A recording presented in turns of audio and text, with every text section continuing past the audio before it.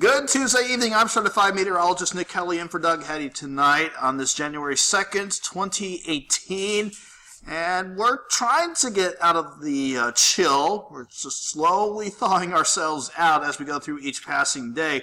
I tell you what, it was definitely a cold start to the year with temperatures tying record lows yesterday and only going into the lower to middle teens for the highs. We did a little better today. At the airport, we started at 4 this morning and a high of 21, but keep in mind, for a normal January 2nd, we should be starting in the mid-20s and topping out in the mid-40s. So we still have a ways to go, but at the very least, we are still heading in the right direction as far as temperatures go.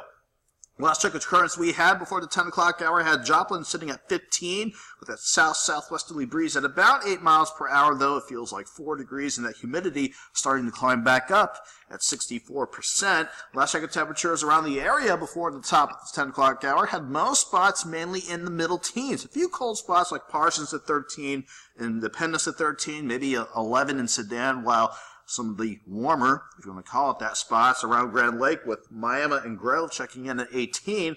In general, with that breeze, it feels just colder than that. It feels like the single digits for most of the area. Some areas, though, still trying to hold on to the teens. I think we're going to hold pretty much steady here as we go through the rest of the night. Skywatch Storm Tracker was showing a quiet view of the radar network before the 10 o'clock hour, but when we had cloud cover during the day, we did have a few snow echoes popping up on a satellite and radar composite. Again, it looked impressive, but it looked more menacing than it actually was. If anything tried to make it to the ground, all that really came down was maybe a flurry or two. We just didn't have any big news weather-wise other than the continued chill. I do see, however, another band of cloud cover that is working in from the north. That'll be around as we go through the overnight, and that's what will help us from turning so cold as we go through the overnight as well. So I have two systems on the board. Well, technically one we're getting off the board, mainly this upper level disturbance that gave some of you maybe a flurry or two. Otherwise, this gave us at least some cloud cover this afternoon and early this evening. Then we have our next cold front that is pushing a little band of snow, mainly across northeastern Missouri, maybe heading towards St. Louis.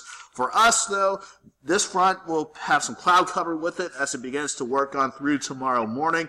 And once the front passes us, it'll shift our south wind back out of the north, and that keeps us in the upper 20s, not only for tomorrow afternoon, but as we go into Thursday afternoon. Then comes the pattern change, really kicking into gear as we go into Friday morning. You see upstairs at the jet stream level, we have a good upper level ridge. This little dome here, reaching all the way up to Billings, Montana. That's going to encourage the jet stream to start heading back our way. You can see how these arrows representing the jet stream, these yellow arrows, starts working right over our area. That means temperatures will finally go back above freezing for Friday, and then afternoon highs Saturday and Sunday finally go back at least into the mid, if not upper 40s. Now, while Friday and Saturday look dry for now, going into Sunday, we'll have a system running in along with the jet stream. That means rain chances in the cards as we go into mainly Sunday. Could start as early as Sunday morning, but definitely rain chances by Sunday afternoon and Sunday evening. If any moisture is still around as we go into early Monday morning, maybe some freezing rain will try to work in. But in general, once we head back to work and school, for some of you at least, on Monday morning, it's going to be a generally quiet Monday around here, with thankfully temperatures looking to stay in the 40s as we go into early next week. So if you haven't done so already, now is the perfect time to download our free Skywatch weather app. Not only can you get updated video casts from me, Michael, or the chief himself, Doug Hetty, you can get updated blogs from us as well as an interactive radar, which you can use to track, for example, those rain chances as we go into Sunday. Not to mention, never hurts, as it's free download for your iOS or Android device, so feel free to take advantage of it if you need any updated weather on the go. For our area tonight, we keep the clouds around, but at the very least, that cloud cover keeps us from turning so cold again. This time around, we'll be in the mid-teens for overnight lows. And even with the north breeze still around, we will see temperatures a little bit warmer by tomorrow afternoon. In general, let's start around 14 in the morning, 23 by lunchtime, and I'm thinking afternoon highs should top out right around 28 degrees. We fast forward into your Wednesday night. You can see temperatures already wanting to drop back near 20 by 9 o'clock, and going into Thursday morning, You see incoming clouds again, but I do expect another cold start for your Thursday. I'm thinking we could drop to 11 before we warm back up to 29 Thursday. Upper 30s. Never thought I'd be happy to say that, but we are back above freezing on Friday with highs near 38.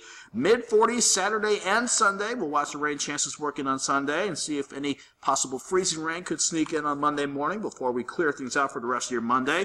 And look at early next week. That's not bad. 45 for your Monday afternoon and highs on Tuesday around 47. Have a good night. Have a great Wednesday.